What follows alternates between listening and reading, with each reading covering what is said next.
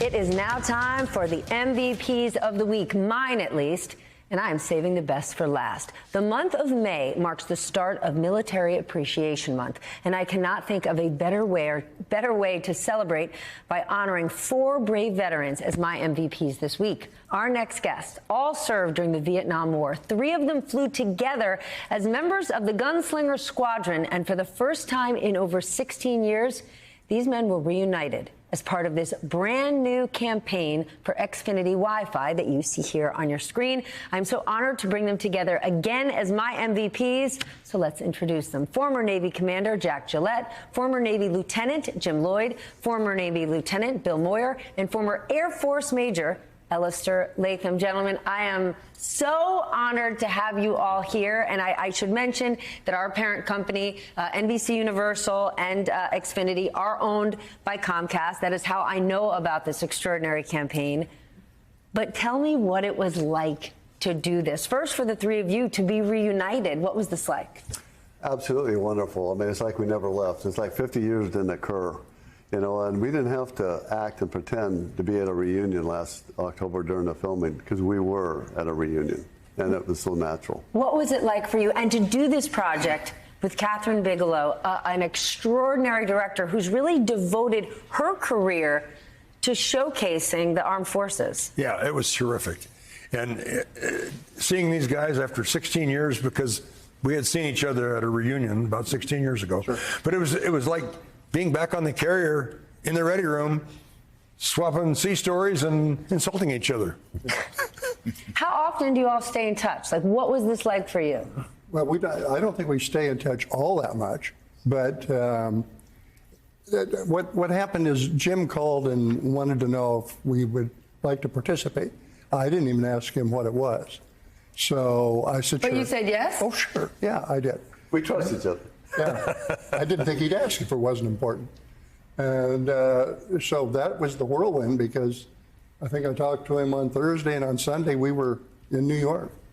Wow. Alistair, you served in the Air Force. Obviously, these men were in the Navy. How important is it to stay in touch, to stay connected with the people you serve with? It's extremely important. As a matter of fact, I started out in the Marine Corps.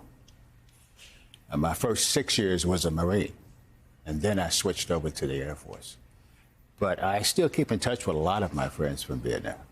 And a lot of my friends in college that were there in Vietnam is with them. So I enjoyed myself. Jim, your jet was shot down by a missile in Vietnam. You almost lost your life. How did it happen, and how did you survive? Well, it was August 6th of '72, and we'd been on cruise for about 4.5 months. It was my second flight. It was just getting dark, and we launched off the carrier, and we were a 2-plane flight, and we went after trucks that were moving in South Vietnam, to South Vietnam, to invade the South, and we wanted to stop them. And I rolled in. Now it was pitch dark, and that was a savior for me. I rolled over and dropped 2 bombs. When I pulled off, I had 2 missiles come up at me. I saw the first one, and I was able to avoid it. When they go so fast, you try to outturn it. But the second one came up behind me and blew off my left wing, and I ejected about 2,000 feet above the ground, screaming straight down. Hit the rice paddies on a swing, and the fun started. And I was in a place 150 miles north of the DMZ, 21 miles inland, in a place I was told that no Americans were ever seen again in 10 years that were shot down. So it was a transition. And then during that 6 hours I was on the ground, I lost my radios. We have little handheld radios, and there's no rescue without them. And I had to sneak back to where all these guys were standing and use their voices to vector where I was, and drove around in the dark and found one, and retreated a second time. I turned the helicopter back first time because it was too dangerous.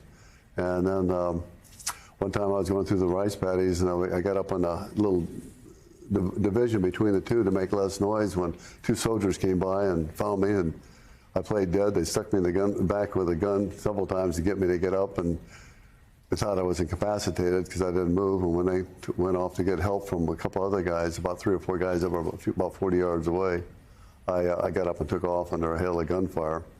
And all I said on the radio was, "You can't believe what I just went through." And so the night went like that all night long, and then finally I brought in a helicopter before daylight. I'm 6'2", I can't hide among the Vietnamese in open fields and rice paddies. And they came in and under a hail of gunfire, and I hooked on the cable to be hauled up, and of course the noise was deafening, and nothing happened. I looked, and the helicopter was landed in the mud, and I couldn't get in because the struts were extended because it was holding power to keep from sinking. And I'll never forget the image of Doug Ankney. He was one of the gunners in the back. He reaches over his hot gun, his machine gun that he'd been firing, and reaches over and says, "Come on, come on," and grabs the back of my flight suit and pulls me in. And off we went. You two were part of the squadron that rescued Jim. Mm-hmm. Do you remember what went through your minds when you found out he was missing? When it first happens, what we hear, we were on a launch, and what we hear is beeper, beeper, come up voice. When we hear that, we actually don't know who's down. And they don't make an announcement as to who's down. So you're trying to figure out who it could be. But then it's just trying to do the best you can. And we were armed. We had 20 millimeters. We had bombs. We couldn't pinpoint exactly where he was, and you weren't going to throw bombs down there. And the chance that we would hit him instead. So we made a number of passes. We were on site for quite a while.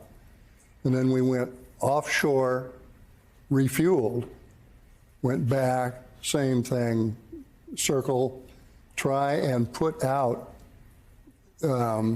fire, meaning they didn't launch more missiles that I recall.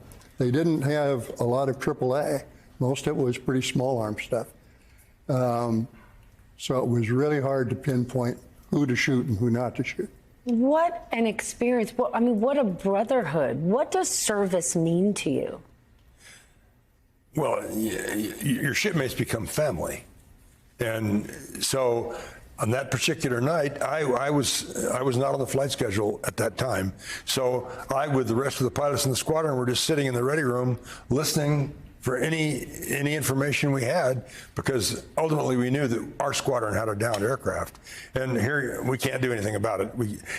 It's not like in the movies. You just don't run up and grab an airplane and go. You have to be on the flight schedule, and it's a different thing. So. My gosh, Alistair, how do we, as everyday Americans, as civilians, we talk about honoring veterans, but we certainly don't do it enough. How can we honor veterans in our daily lives? Well, I think this program that has come together with Xfinity, with honoring us, as all of us can realize that it's been over 50 years since we were in Vietnam. And when we came home, it was a different scenario. No one wanted us to fight. No one wanted the protection. But freedom doesn't come free. Freedom costs. There's a price for freedom. And we all came together to make sure that everybody was able to live that life of freedom. And so I think we all can say right now, the world is a better place because of us.